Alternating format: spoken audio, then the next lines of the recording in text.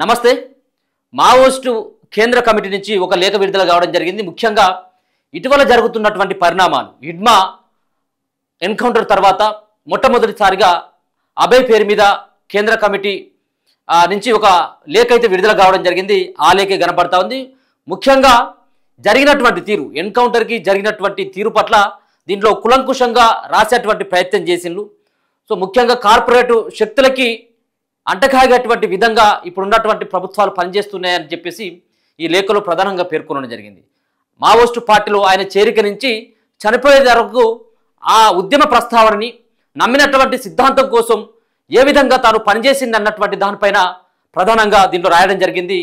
RSS and BJP కుట్రపూరితమైనటువంటి రాజకీయాలు చేస్తుంది అన్నటువంటి అంశాలను సైతం కూడా దీంట్లో పొందుపరచడం జరిగింది. మరో పక్కన 15వ తారీఖున చికిత్స నిమిత్తం హిడ్మా బృందంలో కొంతమంది రావడంతో కొంతమందిని నమ్మి కొంతమంది ద్రోహులు చేసినటువంటి మోసం వల్లనే హిడ్మా హత్య చేయబడ్డాడు.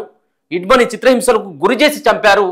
హిడ్మాని ఎన్కౌంటర్ పేరు మీద అనేక రకాలైనటువంటి చిత్రహింసలు పెట్టి చంపేసి వాళ్ళని మళ్ళీ మహారెడ్డిమిల్లి అనేటువంటి అటవీ ప్రాంతంలోకి తీసుకెళ్లి ఒక ఎన్కౌంటర్గా చిత్రీకరించేటువంటి ప్రయత్నం చేసిండ్రు. ఇది ముమ్మాటికి హత్య అని చెప్పేసి ఈ యొక్క లేఖలో ప్రధానంగా పేర్కొనడం జరిగింది. సో చూసుకోవచ్చు, దీంట్లో ఇక్కడ ప్రధానంగా అధికార ప్రతినిధి కేంద్ర కమిటీ భారత కమ్యూనిస్టు పార్టీ నుంచి ఈ లేఖ నిన్న డేట్ తోటే విడుదల కావడం జరిగింది. ఒక్కసారి కనుక భారత కమ్యూనిస్టు పార్టీ మావోయిస్టు కేంద్ర కమిటీ రాసినటువంటి ఈ లేఖను కనుక పరిశీలించినట్టయితే ఉంటే, కేంద్ర కమిటీ సభ్యుడు దండకారణ్య స్పెషల్ జోనల్ కమిటీ కార్యదర్శి కామ్రేడ్ మాడ్వి హిడ్మా మరియు కామ్రేడ్ రాజే హిడ్మా యొక్క భార్య కామ్రేడ్ రాజేతో పాటు కొంతమందిని విజయవాడలో నవంబర్ 15న నిరాయుధంగా ఉన్నవారిని పట్టుకొని క్రూరంగా హత్య చేసి మహారెడ్డిమిల్లి ఎన్కౌంటర్ కట్టుకథను అల్లారు. ఏఓబి రాష్ట్ర కమిటీ సభ్యుడు కామ్రేడ్ శంకర్ను మరికొంతమందిని పట్టుకొని హత్య చేసి రంపచోడవరం ఏరియాలో ఎన్కౌంటర్ జరిగిందని కట్టుకథను అల్లారు. ఈ క్రూర హత్యకాండను వ్యతిరేకంగా నవంబర్ 23వ తేదీన నిరసన దినంగా పాటించాలంటూ మావోయిస్టు పార్టీ ఒక పిలుపునైతే ఇవ్వడం జరిగింది. సో ముఖ్యంగా దీనిలో చూసుకోవచ్చు, నిరాయుధంగా అంటే చికిత్స నిమిత్తం వచ్చినటువంటి వ్యక్తులని, నిరాయుధంగా ఉన్నటువంటి వ్యక్తులని పట్టుకొని చంపిను క్రూరంగా హత్య చేసిండ్రు అనేది చెప్పదలుచుకున్నారు ఈ లెటర్ ద్వారా. ప్రియమైన ప్రజలారా, నేడు దేశంలో ఆర్ఎస్ఎస్ బీజేపీ మనవాదులు పచ్చి ఫాసిస్ట్ దమనకాండాన్ని కొనసాగిస్తున్నారు. నిత్యం హత్యలతో ప్రజలను భయకంపితులను చేసే ప్రయత్నం చేస్తున్నారు. ఫాసిస్టు ప్రభుత్వం కార్పొరేట్ల ప్రయోజనాల కోసమే ఈ హత్యలను చేస్తున్నది. దండకారణ్య స్పెషల్ జోన్ కమిటీ కార్యదర్శి కేంద్ర కమిటీ సభ్యుడైన కామ్రేడ్ హిడ్మా మరియు అతని సహచరి కామ్రేడ్ రాజే కొద్దిమంది వ్యక్తులతో కలిసి చికిత్స నిమిత్తం విజయవాడకు వెళ్లారు. చికిత్స పొందుతున్న క్రమంలో కొందరు చేసిన ద్రోహం వలన స్పష్టమైన సమాచారం పోలీసులకు చేరింది.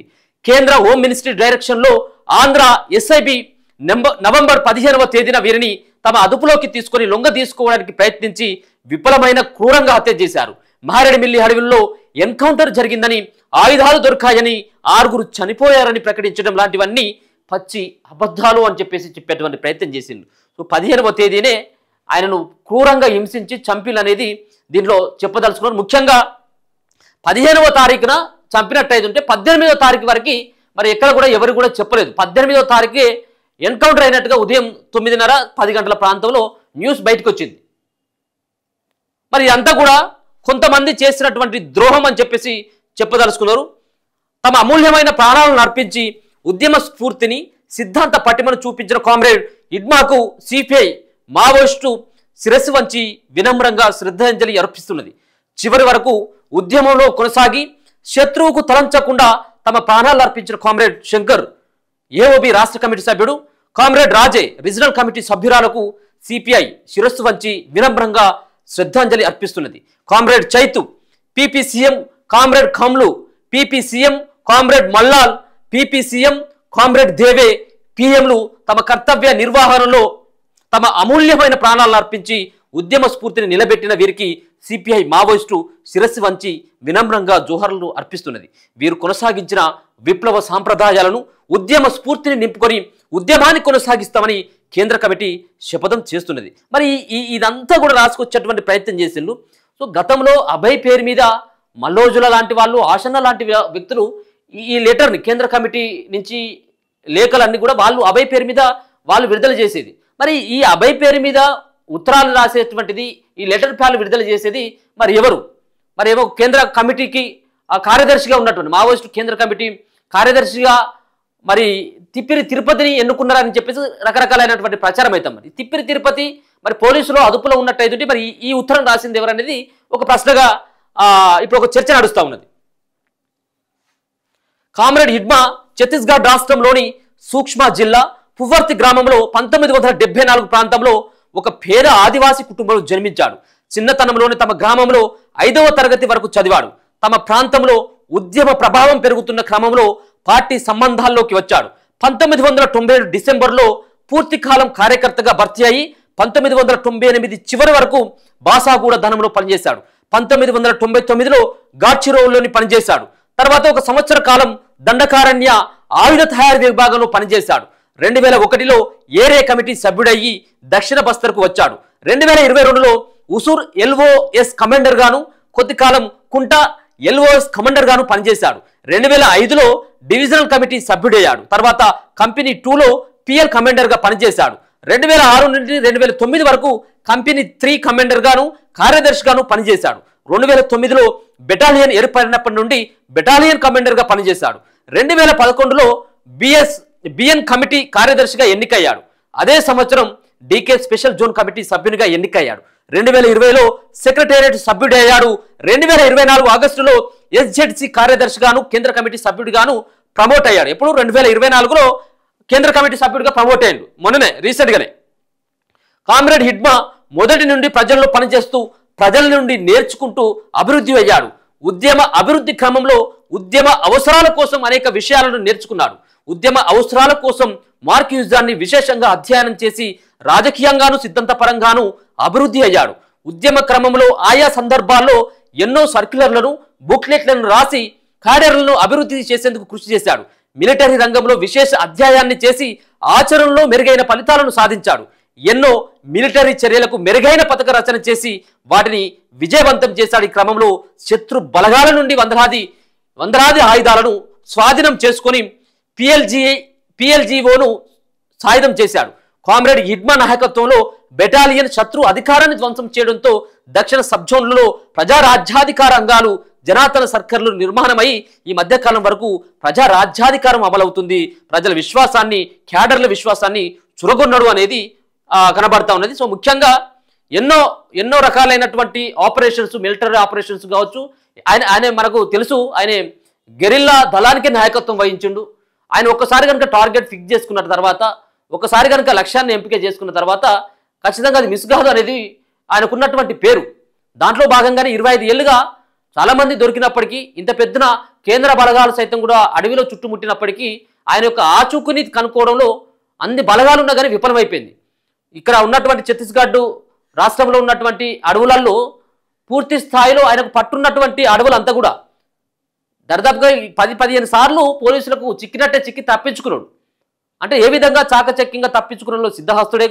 అంతేకాకుండా పథకాలు రచించడంలో సైతం కూడా, ఎందుకంటే శత్రువులను ఏ విధంగా ఎదుర్కోవాలన్నటువంటి దానిపైన ఒక పట్టున్నటువంటి వ్యక్తిగా ఆయనను ఈ లెటర్ ద్వారా చెప్పదలుచుకున్నారు. ఆయనకు సంబంధించినటువంటి మొదటి నుంచి ఇప్పటి వరకు ఏ క్యాడర్లో పనిచేసిండు, చివరి వరకు దేనికోసం పనిచేసిండు, ఏ క్యాడర్లో ఆయన ఎంపిక అవ్వకుండా వచ్చిండు అన్నది స్పష్టంగా దీని ద్వారా అర్థమవుతా ఉంది. 2024లోనే ఆయన కేంద్ర కమిటీగా సభ్యుడైనట్టుగా దీంట్లో చెప్పదలుచుకున్నారు.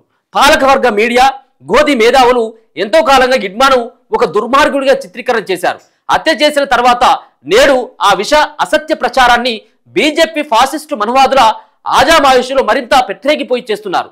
ఇటువంటి దుర్మార్గ ప్రచారాలు ఎన్ని చేసినా ప్రజల హృదయాలలో హిడ్మాకు గల స్థానం చెరిగిపోనిది.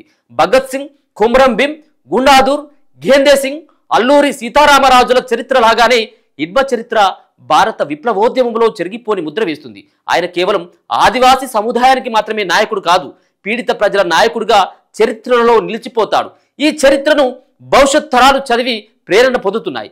ఆర్ఎస్ఎస్, బీజేపీ మనవాదులు దేశ సంపదను, ప్రకృతి వనరులను అభివృద్ధి పేరుతో కార్పొరేట్లకు అప్పచెపుతున్నారు. దీనికి వ్యతిరేకంగా దేశంలో ఎన్నో పోరాటాలు చెలరేగుతున్నాయి. ఈ పోరాటాలన్నిటినీ ఆర్ఎస్ఎస్, బీజేపీ మనవాదులు దుర్మార్గంగా విచ్ఛిన్నం చేయడం, పక్కదారి పట్టించడం, అణిచివేయడం చేస్తున్నారు. మతోన్మాదాన్ని, యుద్ధోన్మాదాన్ని రెచ్చగొడుతున్నారు. పూటకొక నినాదం, రోజుకొక పథకాన్ని ప్రకటిస్తూ ప్రజలను మోసం చేస్తున్నారు. రాజ్యాంగ సంస్థలన్నిటిని తమ గుప్పెట్లో పెట్టుకున్నారు. ఎన్నికల కమిషన్ మోదీకి గోధి కమిషన్ గా మారిపోయిందని అధికారులను తమ గుప్పెట్లో పెట్టుకొని బీహార్ ఎన్నికల్లో భారీ స్థాయి మోసాలు చేసి విజయాన్ని సాధించారు. దేశంలో ప్రతిపక్ష పార్టీల్ని మొత్తాన్ని నిర్మూలించి బూర్జువా పార్లమెంటరీ ప్రజాస్వామిక వ్యవస్థను సైతం ధ్వంసం చేసే పథకాన్ని అమలు జరుపుతున్నారు.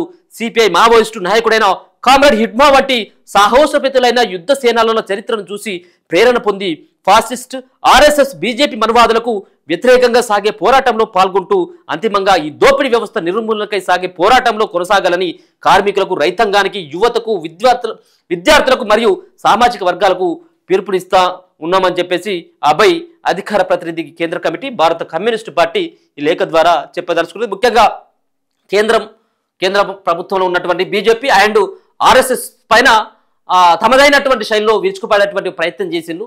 రకరకాలైనటువంటి పథకాల పేరు మీద ప్రజల్ని మోసగిస్తూ మరి బీహార్ ఎన్నికల్లో సైతం కూడా గెలుపొందిల్లు అన్నటువంటి అంశాన్ని ప్రస్తావించుకుంటూనే ఆయనే చనిపోయినటువంటి హిడ్మాని ఒక కుమరం భీం, ఒక గుండాదూర్, ఘేందర్ సింగ్, అల్లూరి సీతారామరాజులు, భగత్ సింగ్ లాగా పోల్చుకుంటూ ఆయనకు సంబంధించినటువంటి అంశాలని అన్నిటి కూడా పొందుపరుచుకుంటూ 23వ తేదీన దేశవ్యాప్త నిరసనలకి పిలుపునిస్తూ ఉన్నాం. ఒక నిరసన దినంగా కూడా పాటించాలని చెప్పేసి కూడా విజ్ఞప్తి చేస్తున్నాం, ఒక పిలుపునిస్తున్నాం అని చెప్పేసి భారత కమ్యూనిస్టు పార్టీ కేంద్ర కమిటీ నుంచి విడుదలైనటువంటి లేఖ ద్వారా స్పష్టమవుతా ఉంది.